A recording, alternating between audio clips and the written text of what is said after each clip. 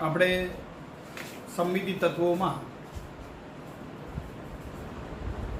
Identity ઈ, ત્યારબાદ proper rotational axis CN અને ત્યારબાદ પ્લેન ઓફ સિમેટ્રી એટલે કે ભાઈ સમમિતિ તલ નો આપણે અભ્યાસ કરી ચૂક્યા છીએ આગળના લેક્ચરોની અંદર. આજે હવે ચોથું સમમિતિ તત્વ એટલે કે SN અયોગ્ય ભ્રમણ અક્ષ વિશે આપણે ચર્ચા કરીશું. હવે અયોગ્ય ભ્રમણ અક્ષ કોને કહેવાય? જો યોગ્ય ભ્રમણ અક્ષમાં આપણે વ્યાખ્યા આપતા હતા કે ભાઈ અણુમાંથી પસાર થતી અક્ષો પૈકી જે અક્ષને અનુલક્ષીને ઘડિયાળના કાંટાની વિરુદ્ધ દિશામાં θ પરિભ્રમણ આપતા મળતી રચના મૂળ રચનાને સમતુલ્ય કે અભિન્ન મળે તો તે અક્ષને યોગ્ય ભ્રમણ અક્ષ તરીકે ઓળખતા હતા અને જેનો સંકેત આપણે CN આપ્યો હતો. પરંતુ અયોગ્ય ભ્રમણ અક્ષ કોને કહેવાય? તો ભાઈ અયોગ્ય ભ્રમણ અક્ષ માટેની આપણે જો વ્યાખ્યા આપવી હોય તો એમ કહી શકાય કે ભાઈ અણુમાંથી પસાર થતી અક્ષો પૈકી જે અક્ષને અનુલક્ષીને ઘડિયાળના કાંટાની વિરુદ્ધ દિશામાં θ પરિભ્રમણ આપ્યા બાદ તે જ અક્ષને લંબરૂપ આવેલા સમમિતિ તલને અનુલક્ષીને પરાવર્તન ક્રિયાવિધિ કરતા મળતી રચના મૂળ રચનાને સમતુલ્ય કે અભિન્ન મળે તો તે અક્ષને અયોગ્ય ભ્રમણ અક્ષ અથવા તો ઇમ્પ્રોપર રોટેશનલ એક્સિસ તરીકે ઓળખવામાં આવે છે અને જેને સંકેત આપણે SN આપીશું. અહીંયા યોગ્ય ભ્રમણઅક્ષ અને અયોગ્ય ભ્રમણઅક્ષમાં ફેર શું છે? તો ભાઈ યોગ્ય ભ્રમણઅક્ષ એ અયોગ્ય ભ્રમણઅક્ષ હોઈ શકે છે, પરંતુ અયોગ્ય ભ્રમણ અક્ષ બધી યોગ્ય હોય પણ ખરી અને ન પણ. અહીં આપણે અયોગ્ય ભ્રમણ અક્ષ માટે બે ક્રિયાવિધિઓ કરવાની છે. એક ભ્રમણ કરવાનું છે અને ત્યારબાદ એ જે અક્ષને અનુલક્ષીને ભ્રમણ કર્યું હોય તેને લંબરૂપ આવેલા સમતલને અનુલક્ષીને પરાવર્તન પણ કરવાનું છે. માટે એમ કહી શકાય કે ભાઈ પહેલા CN ક્રિયાવિધિ કરવાની છે અને ત્યારબાદ એની અંદર એને જ લંબરૂપ આવેલા સમતલ હોરિઝોન્ટલ પ્લેન જે આવેલું હોય એને અનુલક્ષીને પરાવર્તન ક્રિયાવિધિ કરો અને જો મળતી રચના મૂળ રચનાને સમતુલ્ય કે અભિન્ન મળે તો તે અક્ષને અયોગ્ય ભ્રમણ અક્ષ SN તરીકે આપણે ઓળખવાના છીએ. તો આનો સંકેત આપણે SN તરીકે ઓળખીશું, જ્યાં n બરાબર જેટલા અંશ આપણે ભ્રમણ આપેલું હોય તે n = 360/θ અને આ પ્રમાણે n નો ક્રમ નક્કી કરવામાં આવે છે. અહીંયા એક ઉદાહરણ આપું તો દાખલા તરીકે BF3 અણુ છે. આ BF3 અણુની અંદર તમે જોઈ શકો છો કે ભાઈ અહીંયા F1 F2 અને F3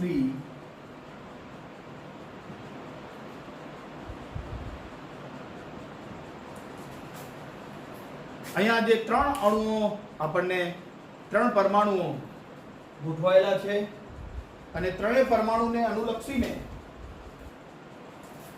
દાખલા તરીકે આવી રીતે છે. BF3 થઈ ગયું. BF3 ની અંદર આ F1 F2 અને F3 છે. અહીંયાથી આપણે 120 અંશનું ભ્રમણ આપીએ તો 120 અંશનું ભ્રમણ આપીએ એટલે આ એકડો બગડાની જગ્યાએ જાય, બગડો તગડાની જગ્યાએ જાય, તગડો એકડાની જગ્યાએ આવે અને ત્યારબાદ તે જ અક્ષને લંબરૂપ આવેલું સમતલ એટલે આ જ સમમિતિ તલને અનુલક્ષીને પરાવર્તન ક્રિયાવિધિ કરો એટલે કે ભાઈ જે તીર સીધા ને સીધા આમ ભમીને આવ્યા હતા એ ઉલટા થઈ જાય પરાવર્તન ક્રિયાવિધિ કરો એટલે, અને મળતી રચના આપણને મૂળ રચનાને સમતુલ્ય કે અભિન્ન મળે છે. માટે એમ કહી શકાય કે આ અક્ષ S3 છે. અહીંયા જોઈ લો, હું એક ક્રિયાવિધિ કરીને બતાવું છું. સૌથી પહેલા C3 ક્રિયાવિધિ કરીશું આને અનુલક્ષીને, અને C3 ક્રિયાવિધિ કરો એટલે BF3 જે અણુ જે છે આપણો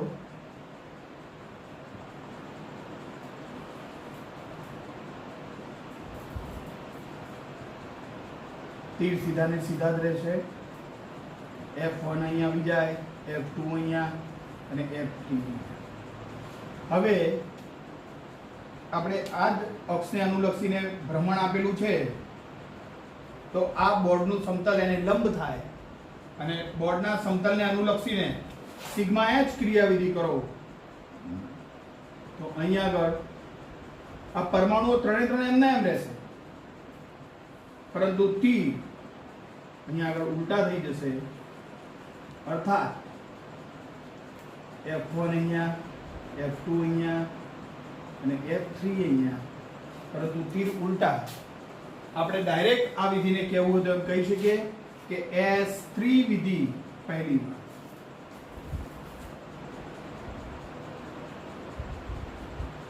અયોગ્ય ભ્રમણ અક્ષને ભ્રમણ પરાવર્તન અક્ષ તરીકે પણ ઓળખવામાં આવે છે. S3 ક્રિયાવિધિ ડાયરેક્ટ કરીશું. હવે S3 ક્રિયાવિધિ બીજી વાર કરો જોઈએ તો અહીંયા BF3 અણુ પહેલા ભ્રમણ પામશે એટલે F1 અહીંયા આગળ આવી જશે, F2 અહીંયા, F3 અહીંયા, અને તીર જે ઉલટા હતા એની જગ્યાએ હવે સીધા થઈ જશે પરાવર્તનને અંતે. અને તમે જોઈ શકો છો કે ભાઈ મૂળ રચના ને સમતુલ્ય રચના છે. એવી જ રીતે S33 કરો તો અહીંયા આગળ BF3 અણુમાં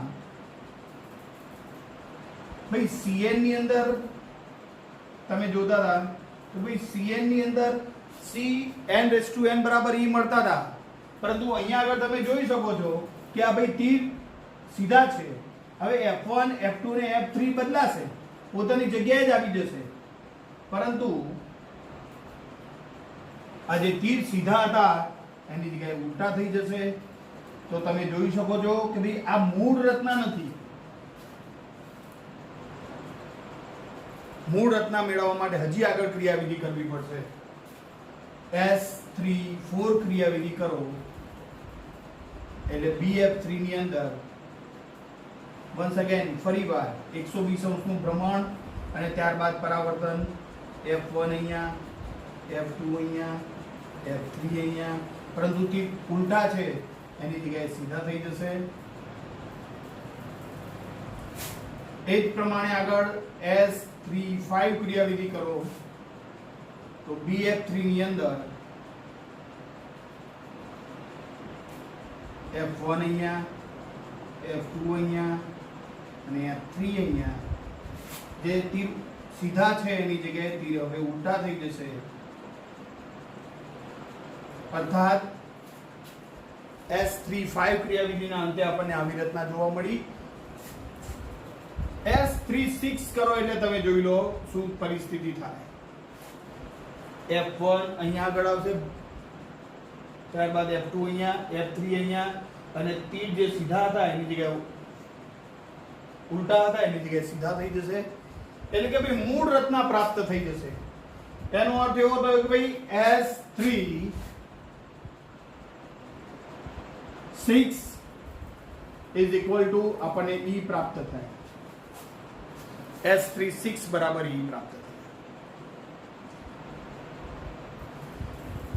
આ BF3 નું જેમ મેં ઉદાહરણ આપ્યું એવું PTCl4 નું પણ હું ઉદાહરણ આપી શકું છું. PTCl4 માં આ PT Cl1, Cl2, Cl3, Cl4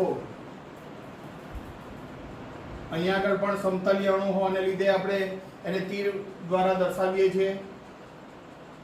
આ અક્ષને અનુલક્ષીને C4 ક્રિયાવિધિ કરું અને ત્યારબાદ સિગ્મા H ક્રિયાવિધિ કરું તો એને આપણે S41 કહેવાય. અને S41 ક્રિયાવિધિને અંતે PT Cl4 માં Cl1 અહીંયા આગળ આવતો રહેશે, Cl2 અહીંયા, Cl3 અહીંયા અને Cl4 અહીંયા. તીર જે સીધા હતા એની જગ્યાએ તીર ઉલટા થઈ જશે. કેમ? કારણ કે S4 ક્રિયાવિધિ ક્યારે થાય તો ભાઈ એમાં પહેલા C4 ક્રિયાવિધિ થાય અને તે જ અક્ષને લંબરૂપ આવેલું સમતલ એટલે સિગ્મા F ને અનુલક્ષીને માની લો કે આ PDCl4 છે, આ PDCl4, આ PD Cl1 2 3 અને 4 અહીંયા તીર બતાવેલા છે. અહીંયાથી આપણે 90 ડિગ્રીનું ભ્રમણ આપ્યું એટલે 1 2 ની જગ્યાએ 2 3 ની જગ્યાએ 3 1 ની જગ્યાએ અને 1 4 ની જગ્યાએ જ ગયો. અહીંયા ત્યારબાદ આ આપણે ભ્રમણ અક્ષ આ લીધેલી છે તો એને લંબરૂપ આવેલા સમતલને અનુલક્ષીને પરાવર્તન થાય તો આ પરમાણુ એકડો અહીંયા ગયા પછી ત્યાં ને ત્યાં જ રહે, પરંતુ પરાવર્તન થાય એટલે અહીંયા આગળ જે તીર છે ઉલટા થઈ જાય અને ત્યાર પછી જે રચના મળી એ મૂળ રચનાને સમતુલ્ય હોવાને લીધે આ અક્ષને C4 ની સાથે સાથે આપણે S4 અક્ષ પણ કહી શકીએ. અહીંયા S42 કરો તો શું થાય? S42 ક્રિયાવિધિને અંતે PD Cl1 અહીંયા આવી જશે, Cl2 અહીંયા, Cl3 અહીંયા, Cl4 અહીંયા અને તીર જે ઉલટા હતા એની જગ્યાએ હવે તીર સીધા થઈ જશે. આપણે S42 ક્રિયાવિધિ કરી, હવે S43 ક્રિયાવિધિ કરો તો શું થાય? S43 ક્રિયાવિધિને અંતે Cl1 અહીંયા આગળ આવતો રહેશે, Cl2 અહીંયા, Cl3 અહીંયા અને Cl4 આ ખૂણે. જે તીર સીધા હતા એની જગ્યાએ તીર ઉલટા થઈ જશે પરાવર્તન પામીને અને ત્યારબાદ S44 ક્રિયાવિધિ કરો તો શું થાય તમે જોઈ શકો. S44 ક્રિયાવિધિને અંતે આપણને મૂળ રચના પ્રાપ્ત થઈ. અર્થાત અહીંયા આગળ એક નવું એક નિત્યસમ આપણે સાબિત કરીએ છીએ અને એ છે કે ભાઈ Sn માટે Sn⁻n બરાબર ક્યારેક E થાય છે અને ક્યારેક Sn⁻2n બરાબર E થાય છે. આવું ક્યારે થાય? તો ભાઈ જ્યારે n બરાબર એકી સંખ્યા હોય Sn માં ત્યારે Sn⁻2n બરાબર E થાય છે. જ્યારે n બરાબર બેકી સંખ્યા હોય, જો C4 એટલે બેકી સંખ્યા થઈ, n બરાબર 4 તો અહીંયા S44 બરાબર E પ્રાપ્ત થયા. તો એક બીજી વસ્તુ ધ્યાનમાં લઈ લો કે ભાઈ અયોગ્ય ભ્રમણ અક્ષમાં જ્યારે પણ Sn⁻n બરાબર E ક્યારે થાય અને Sn⁻2n બરાબર E ક્યારે થાય, ઉદાહરણ સહિત સમજાવો એમ પૂછાય ત્યારે આપણે આવું એક ઉદાહરણ લઈ શકીએ અને એમાં બતાવવાનું છે તમારે કે ભાઈ Sn માં n બરાબર જો એકી સંખ્યા હોય તો Sn⁻2n બરાબર E મળે છે અને જો n બરાબર બેકી સંખ્યા હોય તો Sn⁻n બરાબર E મળે છે. આવું કેમ થાય છે? કારણ કે અયોગ્ય ભ્રમણ અક્ષ એમાં બે વિધિઓનો સમન્વય છે, એક ભ્રમણ અને ત્યાર પછી પરાવર્તન. અને તમે જાણો છો કે દાખલા તરીકે આ એક અરીસો છે, હવે એનું પરાવર્તન કરો એટલે પહેલી વાર આમ થાય, બીજી વાર આમ થાય, ત્રીજી વાર આમ થાય, ચોથી વાર આમ થાય. અર્થાત કે ભાઈ આના પોઝિશનમાં બેકી સંખ્યામાં વિધિ કરો ત્યારે જ આવે અને માટે Sn માં જો n બરાબર બેકી સંખ્યા હોય ત્યારે Sn⁻n બરાબર E પ્રાપ્ત થશે અને જો n બરાબર એકી સંખ્યા હોય તો Sn⁻2n કરશો ત્યારે તમને આઈડેન્ટિટી E પ્રાપ્ત થશે. પરીક્ષામાં બીજું પણ એક પૂછાય છે કે ભાઈ અયોગ્ય ભ્રમણ અક્ષની અંદર મળતી આવતી અને અલગ વિધિઓને અલગ તારવો. હવે આમાં મળતી આવતી વિધિઓ કઈ છે અભી હાલત જોઈ લઈએ કે દાખલા તરીકે Sn⁻n બરાબર E જો S36 બરાબર E પ્રાપ્ત થયા એટલે કે ભાઈ મૂળ રચનામાં E ક્રિયાવિધિ કરો તો પણ આ જ રચના મળે. Sn⁻2n બરાબર E પ્રાપ્ત થઈ ગયા. હવે જોજો C32 ક્રિયાવિધિ કરું, C32 ક્રિયાવિધિ તો મૂળ રચનામાં C32 ક્રિયાવિધિ કરી હોત મેં તો C32 ક્રિયાવિધિને અંતે જે મને જે જવાબ મળે છે એ દર્શાવે છે કે ભાઈ આમાં આમ ક્રિયાવિધિ કરી હોત મેં એટલે કે ભાઈ ભ્રમણ સીધું આપ્યું હોત એટલે કે ભાઈ ઋણ પ્રમાણ આપ્યું હોત તો F1 અહીંયા આગળ જાત, F3 અહીંયા ને F2 અહીંયા જોઈ લો. અર્થાત આપણે આમ કહી શકીએ કે ડાયરેક્ટ જો તમે C3-1 ક્રિયાવિધિ કરી હોત તો પણ આ જ જવાબ મળે, અથવા તો C3 વિધિ 2 વાર કરી હોત તો પણ આ જ જવાબ મળે. C3 વિધિ 2 વાર, મૂળ રચનામાં C3 વિધિ 2 વાર કરો તો પણ આ જ જવાબ મળે. અહીંયા મૂળ રચનામાં ડાયરેક્ટ સિગ્મા H ક્રિયાવિધિ કરો ડાયરેક્ટ, તો ભાઈ આ મુખ્ય પ્રમાણક સારાંશ C3 છે, એને લંબરૂપ આવેલું સમતલ આ છે અને અણુમાં રહેલા બધા જ પરમાણુઓ સમતલમાં સમાઈ ગયેલા છે. એટલે કે અહીંયા આ BF3 અણુ ની અંદર આ જે તીર બતાવેલા જે છે આ મુખ્ય પ્રમાણક એને લંબરૂપ સમતલ, તો ભાઈ પરમાણુ એમને એમ રહે પણ તીર ખાલી ઉલટા થઈ જાય એની વિધિ કરીએ એટલે F1 F2 F3 અને B પોતાની જગ્યાએ રહે પરંતુ તીર ઉલટા થઈ જાય. અને એવું જે S33 ક્રિયાવિધિની અંતે મળે છે જોઈ લો. અર્થાત S33 ક્રિયાવિધિને અંતે મળતી રચના એ મૂળ રચનામાં સિગ્મા H ક્રિયાવિધિ કરો તો પણ આ જ જવાબ મળે. અહીંયા S34 ક્રિયાવિધિ તમે જોઈ શકો છો કે ભાઈ C3 ક્રિયાવિધિ પહેલી વાર કરી હોત મૂળ રચનામાં તો પણ આ જ જવાબ મળે. અને S35 અને S31 આ બંને આગવી વિધિઓ છે, એના જેવી કોઈ વિધિઓ નથી. S31 અને S35 આ બંને આગવી વિધિઓ છે. જ્યારે S32 બરાબર C3-1 કહી શકાય, S33 બરાબર સિગ્મા H કહી શકાય, S34 બરાબર C31 કહી શકાય. આ મળતી આવતી વિધિઓ છે. જ્યારે બે વિધિઓ તમે જોઈ શકો છો, આ ચાર વિધિઓ S32, S33, S34 અને S36 એ મળતી આવતી વિધિઓ છે. જ્યારે S31 અને S35 બંને અલગ અને આગવી વિધિઓ છે.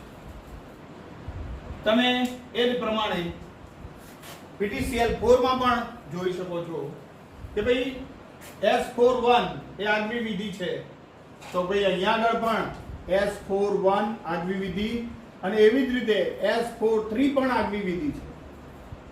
આ બે વિધિઓ આગવી વિધિઓ છે. જ્યારે S42 બરાબર S42 તમે જોઈ શકો છો. S42 વિધિના અંતે મૂળ રચનામાં તમે કઈ વિધિ કરો તો ડાયરેક્ટ આ મળે, તો ભાઈ C4 વિધિ 2 વાર કરો અથવા તો C2 વિધિ 1 વાર કરો તો પણ તમને આ જવાબ મળે અને C44 બરાબર E મળે છે. અર્થાત S4 ની અંદર આપણે એમ કહી શકીએ કે ભાઈ S42 is equal to C42 અને S44 is equal to E. આ બે મળતી આવતી વિધિઓ છે, જ્યારે આ બે અલગ અને આગવી વિધિઓ છે. અયોગ્ય ભ્રમણક ના ઉદાહરણો પરીક્ષામાં જે પૂછાય છે બધાની આપણે ચર્ચા કરીશું. PTCl4 અને એની વાત આપણે કરી ચૂક્યા. તમે અહીંયા આગળ જુઓ છો કે ભાઈ આ બંને એવા ઉદાહરણો હતા કે જેની અંદર યોગ્ય પ્રમાણક એ જ અયોગ્ય પ્રમાણક પણ હતી. પરંતુ હવે આપણે એવા ઉદાહરણ લઈશું કે જેની અંદર અયોગ્ય પ્રમાણક એ યોગ્ય ન હોય.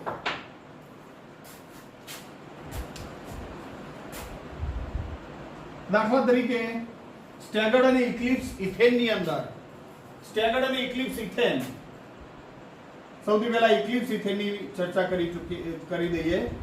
હવે ઇક્લિપ્સ ઇથેન નું સૂત્ર છે CH3 સિંગલ બોન્ડ CH3 એટલે ઇથેન. પણ આ ઇથેનમાં કેવો ઇથેન આ બંને કાર્બન અને બિલકુલ પાછળની સાઈડે હાઇડ્રોજન ગોઠવાયેલા. અને દોરવા હોય તો આપણે આવી રીતે પણ દોરી શકીએ છીએ.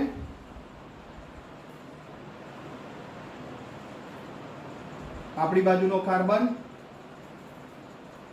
આ પાછળનો કાર્બન અને પાછળના હાઇડ્રોજન. અહીંયા જે આપણી બાજુના હાઇડ્રોજન જે છે એમાં આને H1, H2 અને H3 કહી દઉં, અને HA, HB અને HC કહી દઉં. ખાલી એક સિમ્બોલિક કીધા છે. તો અહીંયા આગળ બતાવીએ ત્યારે આ 1 અહીંયા આગળ, 2 અને 3 પાછળવાળા A, B અને C. કમ્પ્લીટ. અહીં તમે જોઈ શકો છો કે આમાં મારે S61 ક્રિયાવિધિ કરવી છે. હવે S61 ન થાય. કેમ? કારણ કે એને 60 ડિગ્રીનું ભ્રમણ આપવું તો એકડો અહીંયા આગળ આવે હવામાં, અને ત્યાર પછી પરાવર્તન થાય ત્યારે આપણને મૂળ રચનાને સમતુલ્ય રચના ન મળે. પરંતુ જો S3 ક્રિયાવિધિ કરું, S3 ક્રિયાવિધિ આ જ અક્ષને અનુલક્ષીને, આ જ અક્ષ S3 ક્રિયાવિધિ કરીએ એટલે 1 2 ની જગ્યાએ, 2 3 ની જગ્યાએ, 3 1 ની જગ્યાએ, પાછળ પણ ABC એવી રીતે ફરે, અને ત્યાર પછી આ વચ્ચે જે સમતલ આવેલું જે છે બે કાર્બનની વચ્ચે, તો પરાવર્તન થાય. પહેલા ભ્રમણ અને ત્યાર પછી પરાવર્તન. એટલે એકડો બગડો તગડો પાછળની સાઈડે જતા રહે, H1, H2 અને H3. એવી જ રીતે ABC આગળથી પાછળ આવતા રહે. અહીંયા આગળ આપણે બતાવશું વિધિની અંદર S31 વિધિને અંતે આ એકડો 120 અંશ ભમીને અહીંયા આવ્યો, અને ત્યારબાદ પરાવર્તન થતા B ની જગ્યાએ ગયો. અર્થાત કે એકડો બગડો અને તગડો અહીંયા આગળ હોય, એ જ ટાઈમે A, B અને C અહીંયા આગળ. S3 ક્રિયાવિધિ પૂરી થઈ. S31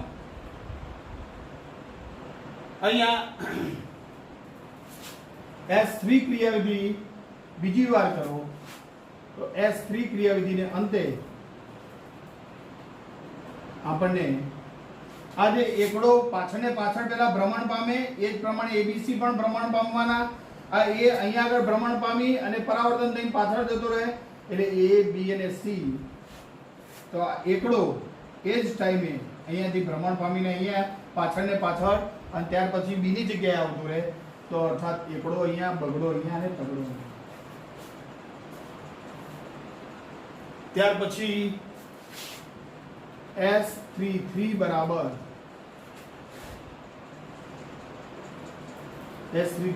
શું થાય?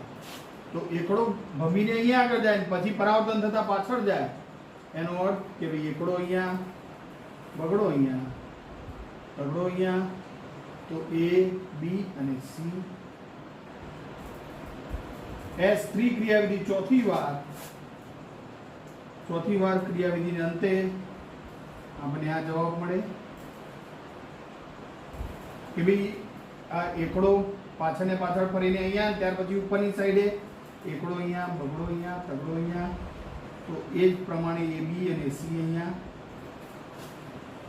S4 ક્રિયાવિધિ, S3 ક્રિયાવિધિ પાંચમી વાર, અને પાંચમી વાર જ્યારે ક્રિયાવિધિ કરો ત્યારે તમને મળતો જવાબ અહીંયા A, B અને C, અહીંયા 1 2 અને 3. S36 ક્રિયાવિધિ કરો એટલે તમે જોઈ શકો છો કે આપણને મૂળ રચના પ્રાપ્ત થઈ ગઈ. 1 2 અને 3 A, B.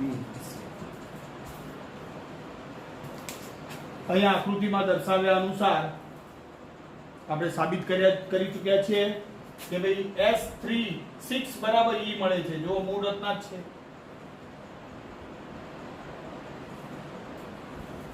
S31 એ આગવી વિધિ છે, એના જેવી કોઈ વિધિ નથી. એવી જ રીતે S35 પણ આગવી વિધિ છે, પરંતુ S32 બરાબર C3 - 1 અથવા તો C32 છે. જોઈ લો અહીંયા આગળ આપણે ડાયરેક્ટ બતાવવું તો આમ બતાવી શકીએ કે ભાઈ C32 વિધિના અંતે આ જવાબ મળે.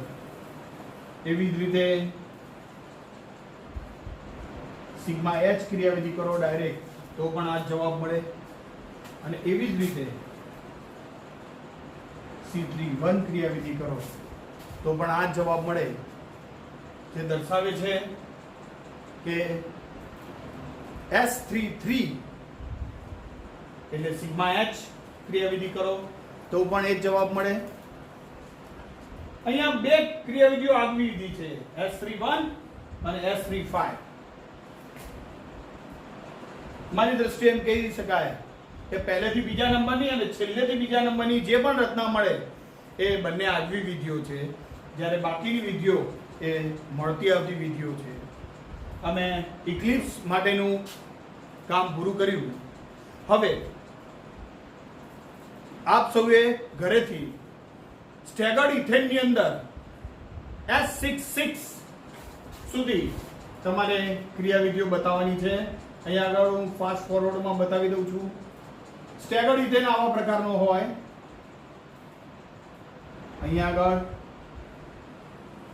A, B અને C, કારણ કે સ્ટેગર્ડ ઇથેનમાં બિલકુલ મધ્યમાં હોય.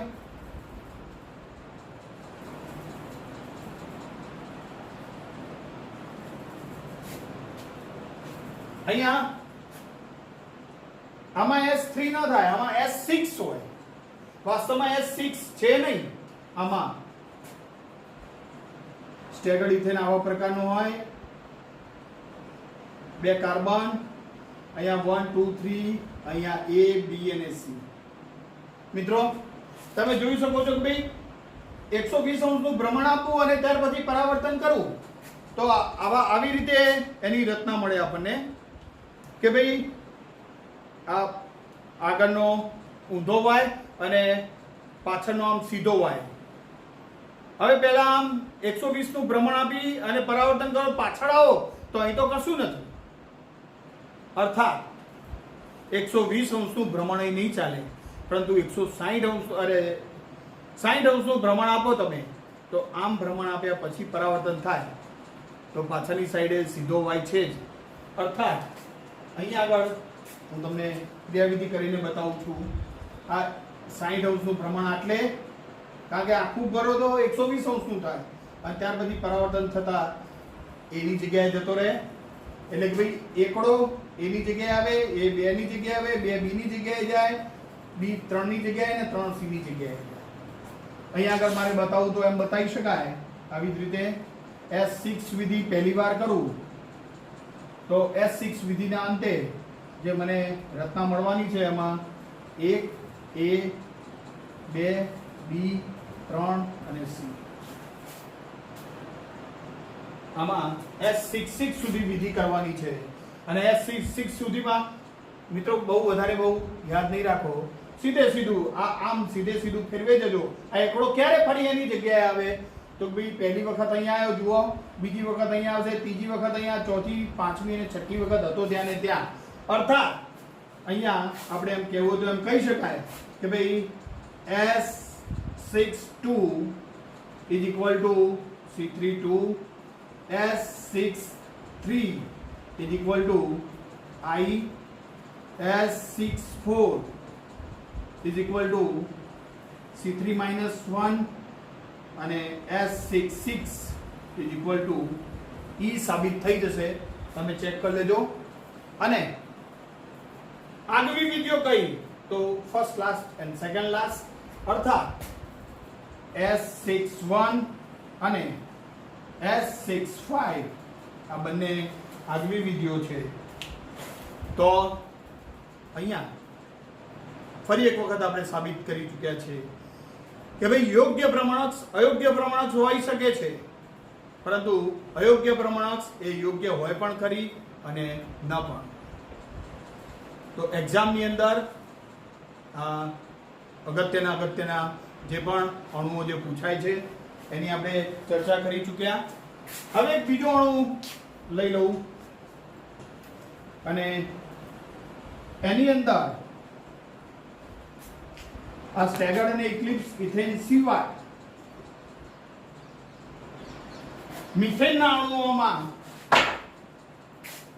અણુઓમાં એમ પૂછાય છે કે તેમાં મુખ્ય ભ્રમણક Cn અને સિગ્મા H અસ્તિત્વ ન ધરાવતા હોવા છતાં Sn અસ્તિત્વ ધરાવે છે. તમારા ઉત્તરના સમર્થનમાં કારણો આપો. તો અહીંયા આગળ ફરી એક વખત બોલું છું. મિથેનના અણુનું ઉદાહરણ લઈ તેમાં સ્વતંત્ર Cn અને સ્વતંત્ર સિગ્મા H અસ્તિત્વ ન ધરાવતા હોવા છતાં Sn અસ્તિત્વ ધરાવે છે. સાબિત કરો. તો અહીંયા આગળ મિથેનના અણુની રચના આપણે પહેલા દોરવી પડે. અહીંયા મિથેનના અણુની અંદર તમે જોઈ શકો છો કે ભાઈ વચ્ચે બિલકુલ મધ્યમાં એક કાર્બન હોય અને ત્યાર પછી 4 હાઇડ્રોજન આવી રીતે ગોઠવાયેલા હોય, જેને આપણે સમચતુષ્ફલકીય રચના કહીએ છીએ. 1 2 3 અને 4. મિત્રો અહીંયાથી C4 અક્ષ લઉં, C4 તો C4 મળે. C4 ક્રિયાવિધિ કરું તો C4 ક્રિયાવિધિને અંતે મને મળતી રચના આવા પ્રકારની હોય. આ એકડો 90 ડિગ્રી અહીંયા આગળ જાય એટલે કે એક અહીંયા, બે અહીંયા, આ કાર્બન, ત્યાર પછી ચોગડો અહીંયા અને તગડો અહીંયા. તમે જોઈ શકો છો કે ભાઈ મૂળ રચનાને સમતુલ્ય રચના નથી. કેમ? કારણ કે પરમાણુ બદલાઈને જ્યાં આગળ જાય છે ત્યાં એવો ને એવો પરમાણુ મળતો નથી. એવી જ રીતે આ અક્ષને અનુલક્ષીને સિગ્મા H ક્રિયાવિધિ કરું તો સિગ્મા H ક્રિયાવિધિને અંતે મિથેનના અણુમાં મળતી રચના આવા પ્રકારની મળે મને કે ભાઈ કાર્બન તો ત્યાં ને ત્યાં, પરંતુ આ હાઇડ્રોજન 1 જે ઉપર છે નીચે આવી જાય. આ H1 એવી રીતે H2 નીચે પડી જાય, એવી રીતે H3 અહીં આવી જાય અને એવી રીતે H4 અહીં આવી જાય. તમે જોઈ શકો છો આ પણ સિગ્મા H ક્રિયાવિધિ કરવાને અંતે પણ મળતી રચના મૂળ રચનાને સમતુલ્ય કે અભિન્ન મળતી નથી. પરંતુ તમે C4 ક્રિયાવિધિ કર્યા પછી એની અંદર સિગ્મા H ક્રિયાવિધિ કરજો. આમાં સિગ્મા H ક્રિયાવિધિ કરો તો સિગ્મા H ક્રિયાવિધિને અંતે તો તમે C4 ક્રિયાવિધિ પહેલી વાર કર્યા બાદ મળતી રચના ઉપર તમે સિગ્મા H ક્રિયાવિધિ કરો. હવે સિગ્મા H કરવી હોય તો અહીંયા આગળ વચ્ચેથી જે સમમિત તલ કપાય આ અક્ષને અનુલક્ષીને તમે ક્રિયાવિધિ કરેલી છે. હવે સિગ્મા H ક્રિયાવિધિ કરો તો અહીંયા આગળ H1 આવી જાય, એવી રીતે H2 અહીંયા આગળ આવી જાય અને એ રીતે H3 ઉપર પહોંચી જાય અને H4 અહીંયા આગળ પહોંચી જાય. વચ્ચેનો કાર્બન એમના એમ જ રહે. તમે જોઈ શકો છો કે આ મૂળ રચનાને સમતુલ્ય રચના છે. અર્થાત મૂળ રચનામાં S4 ક્રિયાવિધિ કરો પહેલી વાર, કારણ કે જો C4 * sigma H = S4y. S42 કરશો તો ડાયરેક્ટ ક્રિયાવિધિ કરું છું. હવે S42 તો S42 ક્રિયાવિધિને અંતે મિથેનના અણુમાં આપણને આવી રીતે આ કાર્બન, આ 4 હાઇડ્રોજન, આ એકડો અહીંયાથી અહીંયા ભ્રમણ પામ્યા બાદ પરાવર્તન પામે એટલે જાય અહીંયા, એટલે H1 અહીંયા, H2 અહીંયા, એવી રીતે H4 અહીંયા અને H3 અહીંયા આવી જશે. જોઈ લો 1 અને 2 ઉપર જતા રહે, 3 અને 4 નીચે આવતા રહે. S43 ક્રિયાવિધિને અંતે આપણને કેવી રચના મળે તો S43 ક્રિયાવિધિને અંતે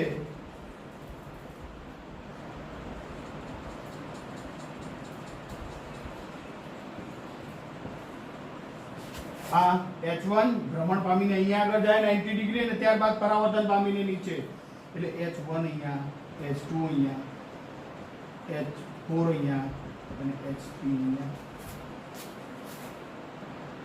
અને હવે તમે જોઈ શકો છો કે ભાઈ S44 ક્રિયાવિધિ કરું એટલે એકડો હતો એની એ જગ્યાએ આવી જાય. S44 ક્રિયાવિધિ આ અણુને અનુલક્ષીને કરીએ. આમાંથી S44 બરાબર E મળે, જે દર્શાવે છે કે ભાઈ S44 is equal to E, S42 is equal to C21 અને S41 અને S43 આ બંને આગવી વિધિઓ. મિથેનના અણુઓમાં મિત્રો C4H નથી, મિથેનના અણુઓમાં સિગ્મા H પણ નથી, છતાં SN અસ્તિત્વ ધરાવે છે. This is wonder. અને માટે આપણે એમ કહી શકીએ કે કેટલાક અણુઓમાં સ્વતંત્ર CN અને સ્વતંત્ર સિગ્મા H અસ્તિત્વ ન ધરાવતા હોવા છતાં SN અસ્તિત્વ ધરાવે છે. તો અહીંયા અયોગ્ય પ્રમાણક્ષની વાત આપણે અહીંયા પૂરી કરીએ છીએ. મિત્રો, આ કોરોના મહામારીના સમયમાં પોતે સેફ રહેજો અને વારંવાર હાથ ધોવાનું ચૂકશો નહીં, અને હાથ ધોવો તો પણ 20 સેકન્ડ સુધી એને બરોબર મસળી અને વારંવાર સેનિટાઈઝ કરો. જય ભારત, જય હિન્દ.